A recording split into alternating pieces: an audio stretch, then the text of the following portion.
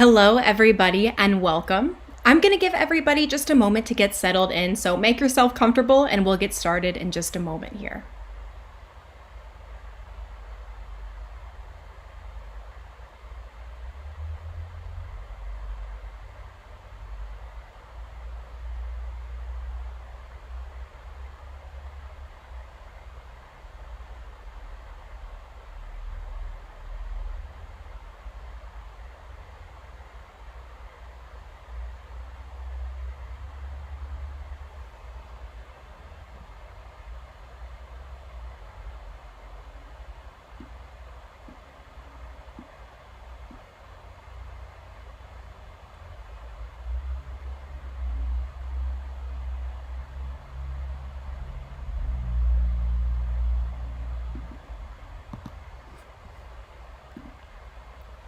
All right. Hello, everybody, and welcome to my webinar today on how to position yourself for a promotion at work. Before we start diving into the nitty-gritty here, I would love to take some time to introduce myself, tell you a little bit more about me, what I do, and Employment Boost, the company that I work for. So my name is Claire Burke, that is me. I am a certified professional resume writer and senior career services associate at Employment Boost. Here at Employment Boost, we are a full-service outplacement career coaching and resume writing firm. We are headquartered just outside of Detroit in Troy, Michigan, and we have offices across the US, including Chicago, which is where I'm based out of. Employment Boost is a subsidiary company of Heavy Hitter Holdings, which means that we work with a number of our sister companies, most of which are executive search firms, to deliver cutting-edge career services expertise to you. So that is a little bit more about who I am, where we are coming from today.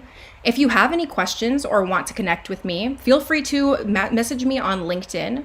You can also find out more about Employment Boost at our website at employmentboost.com. So if you do have any questions following the webinar, feel free to reach out to us there.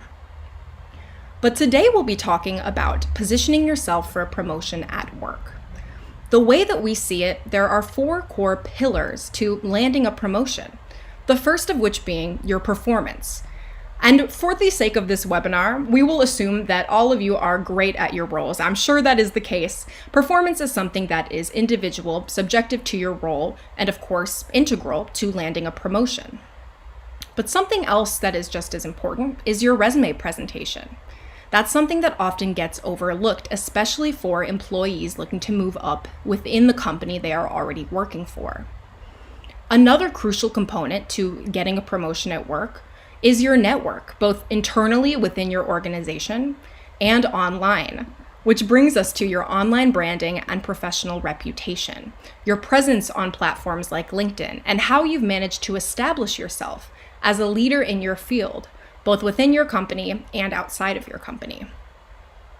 These 4 pillars all play a role in whether or not you are eligible for a promotion, and we'll talk about some strategies on how to maximize your chances of success to stand out against competition. But how do you position yourself for a promotion?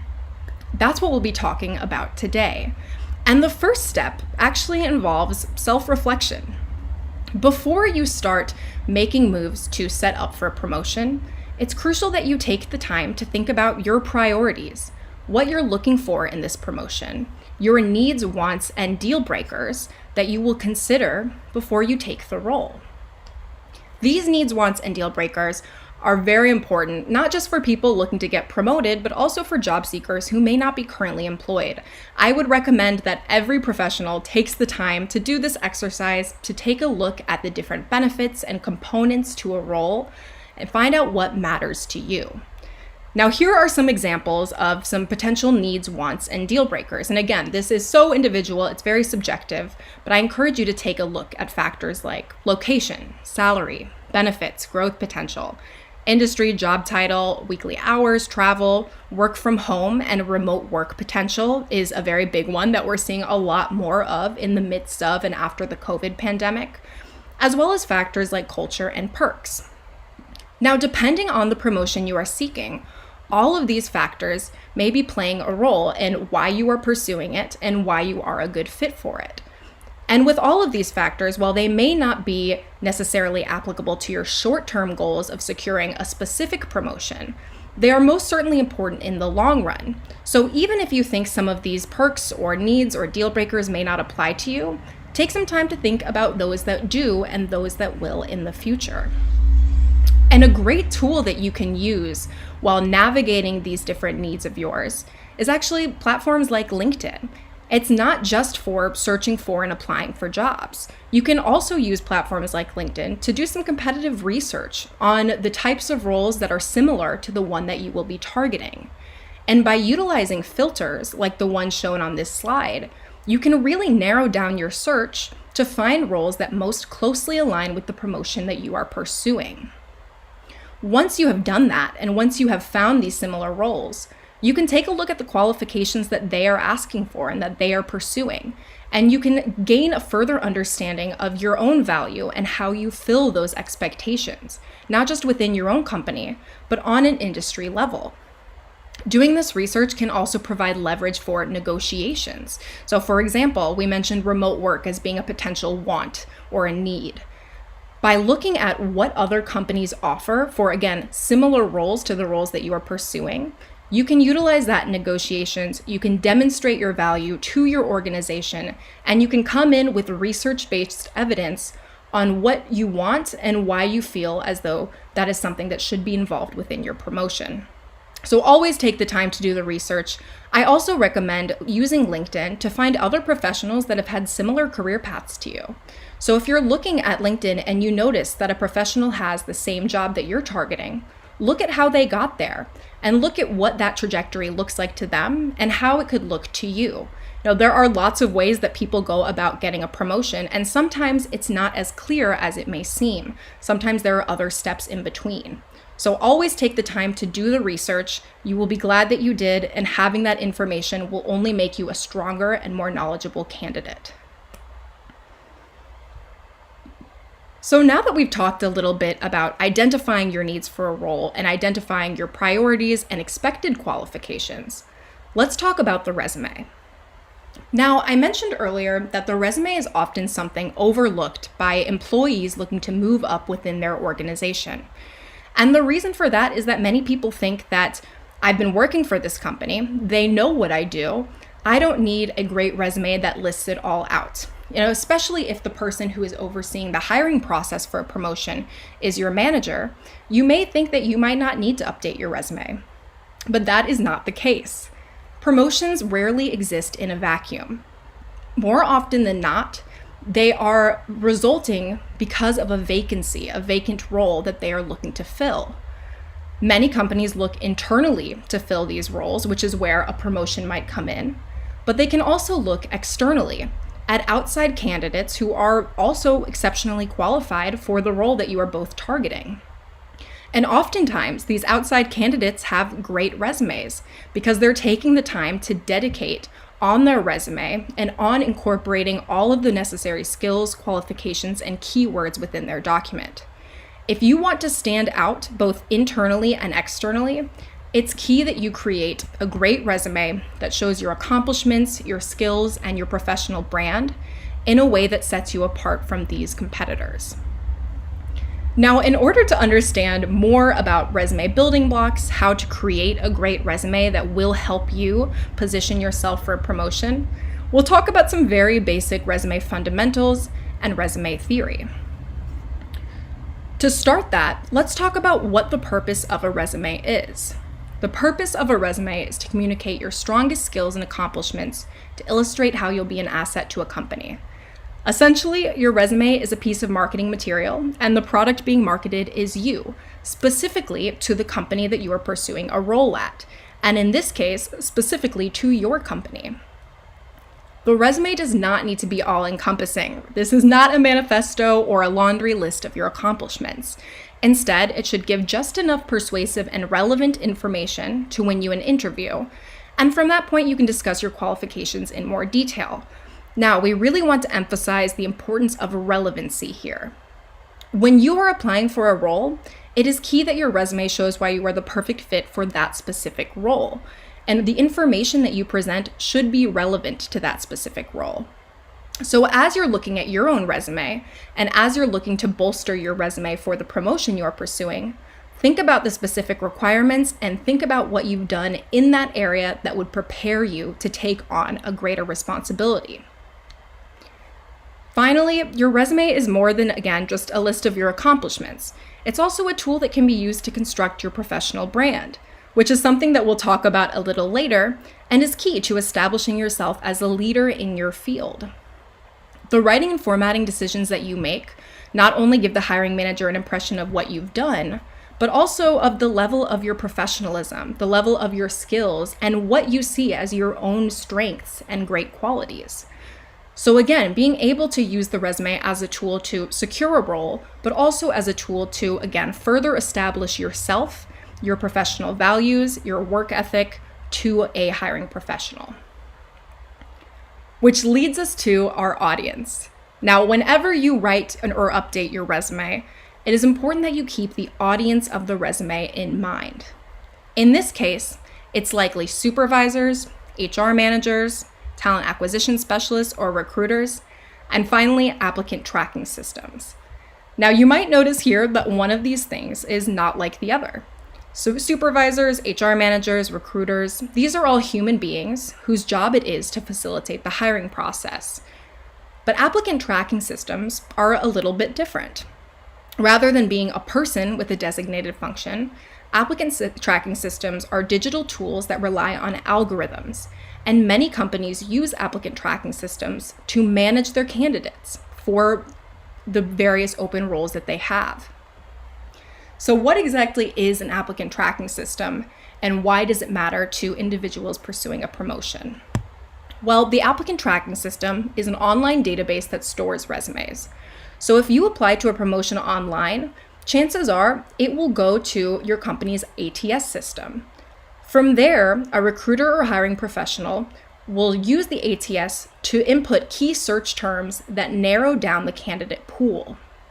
The ATS parses through resumes, whether it's dozens or even hundreds, depending on the size of the company, to identify the resumes that contain those key terms. And from there, it will separate them and rank them so that a hiring professional can look at who is the most relevant and, again, applicable candidate. The ATS doesn't just search for the presence of these key terms, however. It also searches for things like frequency, placement on the resume, boldness or font style, and can be used for location, like geofiltering, education, certifications, and things of that nature. So it's important to understand how the ATS works and what it looks for, because you're not just writing for people. In fact, if your resume can't successfully pass through the applicant tracking system, it may never go into the hands of a human being or a hiring manager. On a similar note, writing for the ATS means that you should avoid graphics and images. They are not the key to success. I know it can be very tempting to want to include pictures, again, images, charts on the resume, but that can actually hinder the ATS's ability to parse for those keywords on your document. So even if you have them on there, if the ATS cannot correctly parse them and find them, it may not go through. We've also seen that Google searches for the term applicant tracking system have steadily increased, and that is a trend that is continuing. And the reason for that is applicant tracking systems can be incredibly beneficial for hiring professionals. You know, when we talk about a resume, sometimes the ATS feels like an enemy that must be overcome, but that's not the case. It's a tool, and if you understand how it works and how you can navigate successfully within that tool, you can really stand out. It'll make a big difference, and you can feel confident that your resume, it will be seen by a recruiter or hiring professional, 75% of whom use an applicant tracking system in their hiring process. Now, internally, different companies have different methods, especially if they are looking to promote from within. But depending on the role, it is likely that your resume could go into an ATS system. So it's better to be safe than sorry. Keep these tips in mind, and that way, again, you can be confident that your resume will not be thrown out for seemingly arbitrary reasons, which happens to as many as 75% of qualified job applicants. Even if they are the perfect candidate for a role, if the ATS cannot successfully parse their resume and the key terms are not in the resume, they might get thrown out before, again, a hiring manager even sees them. So no matter how qualified you are, if you are not playing the game with the ATS, you may not be successful. Again, important to keep in mind, and we'll talk a little bit more about these key terms, going to the foundations. And again, this is helpful whether you are updating your resume with your most recent role or whether you're building one from scratch. You want to make sure that you are incorporating key terms and understanding how they work when it comes to landing you a job or promotion. So what is a key term? It's a little bit nebulous. If you've done any research on resume writing, you might have seen the idea of key terms being thrown about. But a key term is a phrase or business term that will likely be searched in the ATS to narrow down the candidate pool. And it's often found in the job description itself. The way that we see it, there are two tiers to key terms. The first layer would be key to the industry, role, and expected qualifications for a job title, going a little bit more broadly, right? Looking at what keywords are key to your function and to the general person who is filling your role in other companies, not just in your company. The second tier gets more specific. This tier of key terms is specifically key to the position that you are targeting, and this tier is incredibly important. You want to make sure that you are using language contained in the job description for the role that you are looking to be promoted for in your resume itself. So that way, if it does go through an applicant tracking system, it will successfully pass through. And also, you can show a hiring manager that you have paid attention to the job description, that you know the qualifications, and that you've done your research. So in order to practice identifying these key terms, incorporating them into your resume, we've got a little bit of an exercise here. Now, we won't spend too much time reading every single responsibility in these job descriptions, but what we've done here is taken 3 job descriptions, and they are all for a role with the same title. They're all for account manager positions. Now, this is just an example that we're using. You could do this exercise with any job descriptions in a similar function, right, and with the same title. And so to start finding these key terms, what you can do is refer again to the job description itself. On a bullet by bullet basis, look at for what is important to the role. And we'll start out here with our bullet number 1. A key responsibility in this job is to proactively assess, clarify, and validate customer needs on an ongoing basis. Okay, what are we doing? We're assessing customer needs. We're verifying them. Clearly, customer needs are important. So we can go ahead and write that down as one of our key terms. Moving on to the second bullet, we're owning overall client satisfaction and proactively identifying relationship building opportunities. Okay, so client satisfaction, relationship building. And you'll start to see, as you start to go through each bullet, you'll be able to identify these key terms a little bit more clearly. Sometimes they're one word, sometimes they're 3. If you see acronyms, that's also another good chance that that is a key term. A common one is, for example, key performance indicator, KPI. If you see a term that has an acronym, go ahead and write that down on your keyword list and include both of them in the resume, the acronym and the fully written out word. Moving on to job description number 2 here. Again, we'll start at the top. Serve as a lead point of contact for all customer account management matters. All right. Right off the bat, we know customer account management is important, so we can put account management as one of our key terms. On the second bullet, building and maintaining strong, long-lasting client relationships. And this is kind of jogging our memory from the first job description. Client relationships. We see that building relationships is key, so we can put relationship building as our key term. And again, as we go through the responsibilities and requirements, we can go through and pull out more. Now, not every job description is set up with responsibilities and qualifications listed as their own boxes listed separately. Sometimes a job description is just one long string of bullets. Sometimes it's a paragraph. No matter what it is, the methodology here is the same. Go through the requirements, go through the qualifications, and incorporate the relevant terms that they are searching for using the language that they are using. Finally here with our third job description, again, we'll start at the top. Generate new business revenue. All right, new business development, that's important. We can mark that as a keyword. Second one, develop a trusted advisor relationship. Again, relationship building. And you'll start to see these trends come out. The more job descriptions that you go through, the greater of an understanding that you will have about what the expected qualifications and requirements are for the role that you are targeting. And again, to make this specific to your desired promotion, search for job descriptions with the same title or the same function as what you're looking to do. From there, you can compare your lists and you can see what is shared, what is individual or unique to a specific description. And from there, you can start building your resume with these fundamentals and with these trends in language and requirements. After you've built the resume and built out your most recent roles, you can start to custom tailor them for the application by, again, going to the targeted job description and specifically incorporating the language that they're using. This is crucial, again, to standing out internally and externally. You want to make sure that you are putting in the time to create a tailored, optimized resume for the promotion that you are pursuing so that you stand out against these external competitors who likely have many of these key terms in their resumes already.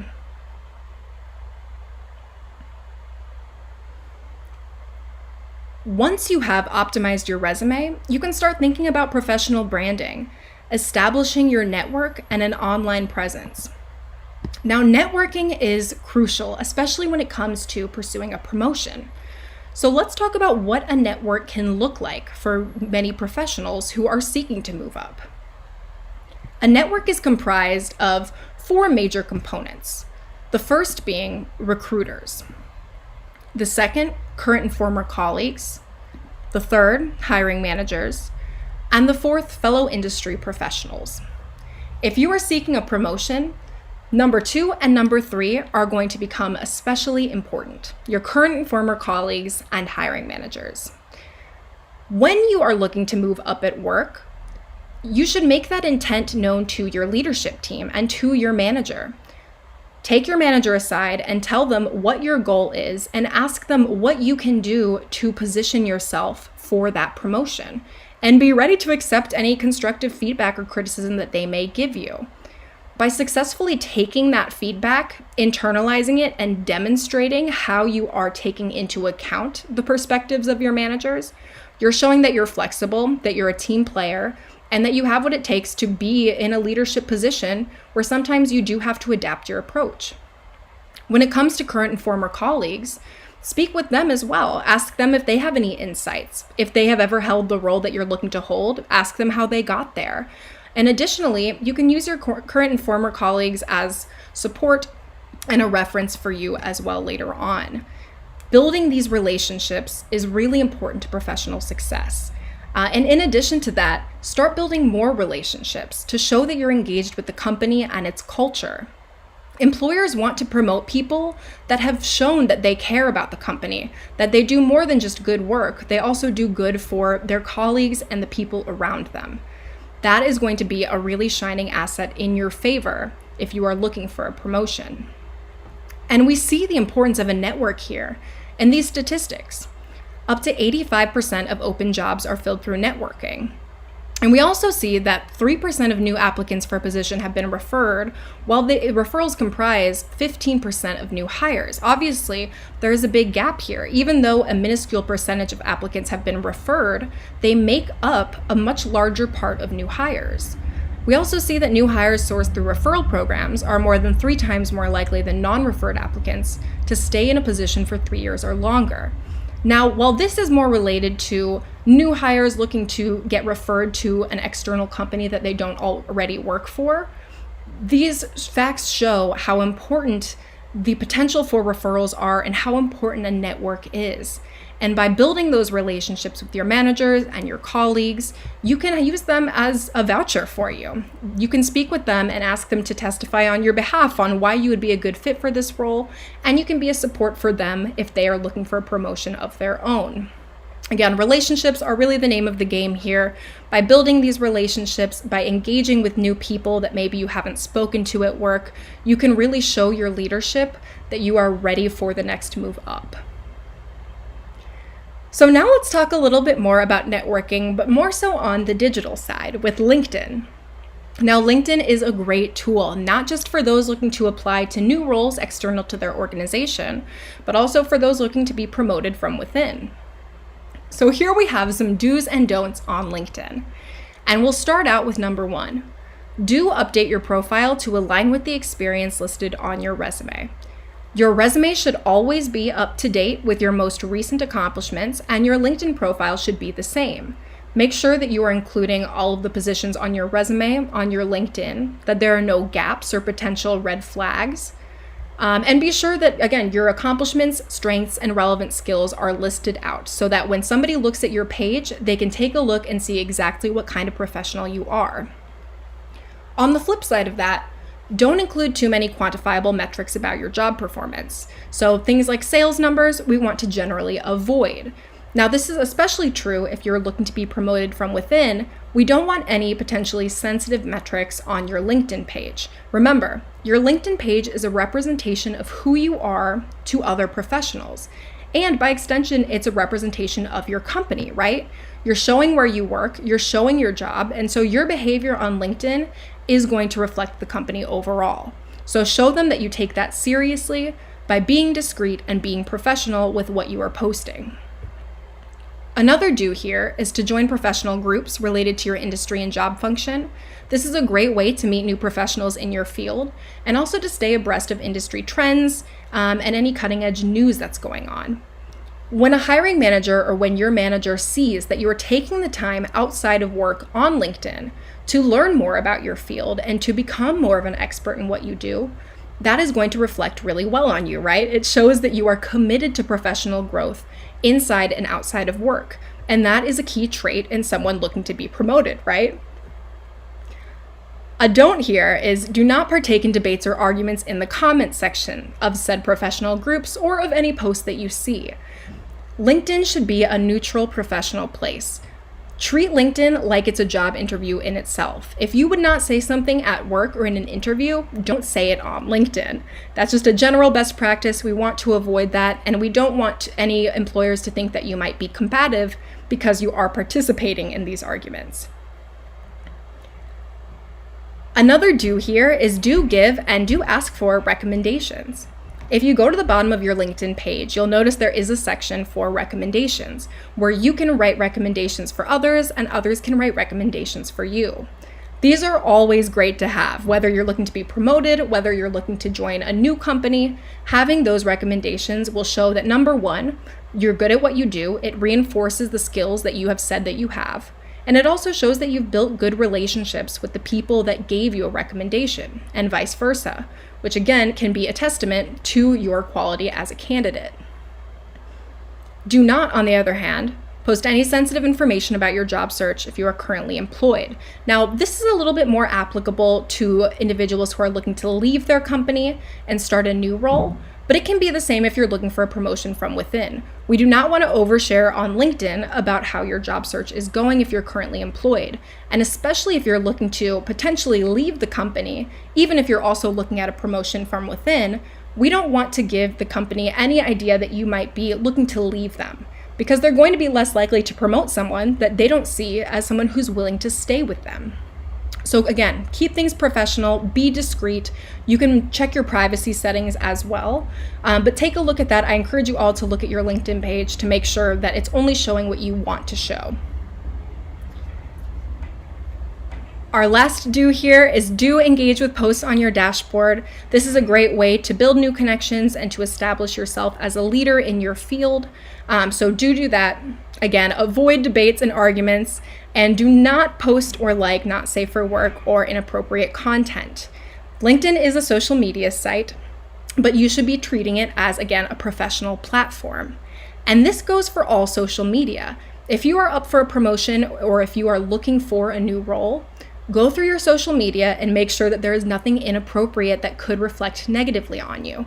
We see it happen where candidates are rejected for roles because of their behavior online.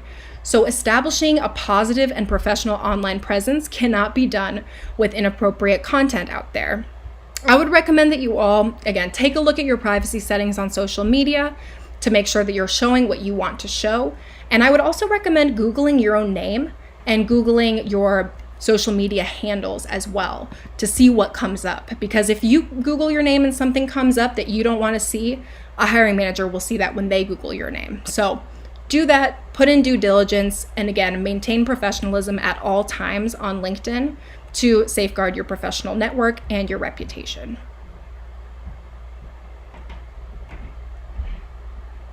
Some final tips on increasing your online visibility and building a successful brand that can lead to a promotion is adding up to 50 skills on your LinkedIn profile, focusing on those most applicable to the promotion that you are targeting. Again, we are working with key terms here.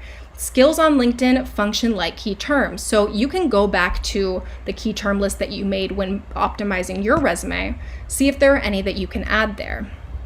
We also recommend uploading a current and professional headshot. This increases your profile views, can increase the number of connections that you make, and also just makes your profile look more professional and robust, which is important if you are setting yourself up as an expert in your field. Once more here on privacy and visibility, there are a lot of different options on LinkedIn, so choose which settings work best for you and your desired level of discretion. And you can always change these. So if you're not seeing what you want on LinkedIn, if you're not getting the amount of profile hits that you'd like, you can play around with your privacy and visibility to maximize that or minimize that. Finally, connect with recruiters and hiring professionals at your organization. Building your network, again, both in person and online, will always be an asset. So keep those relationships.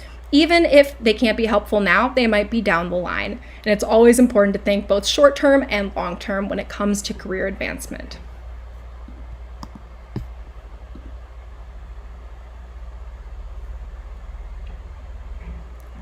All right.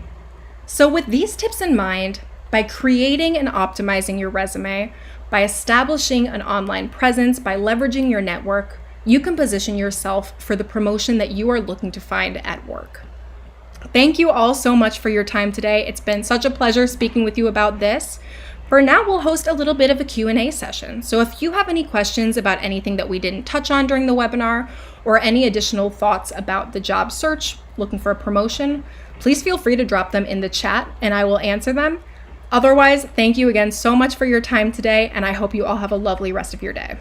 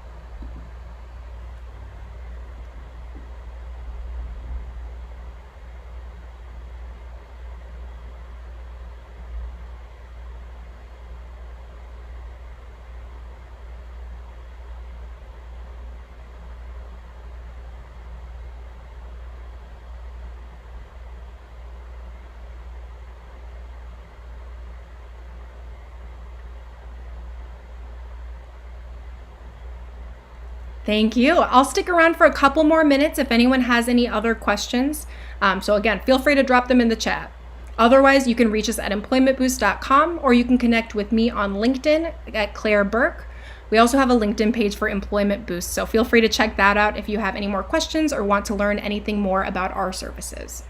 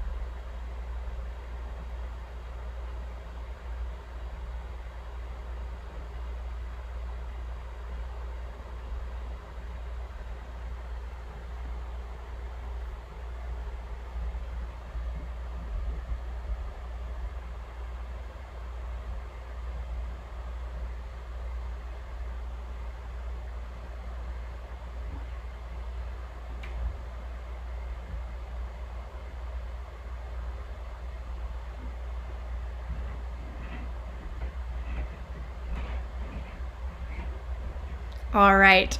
Well, with that, I will be signing off. Thank you again so much for your time today. Feel free to reach out if you have any questions. But in the meantime, best of luck on positioning yourselves for a promotion at work.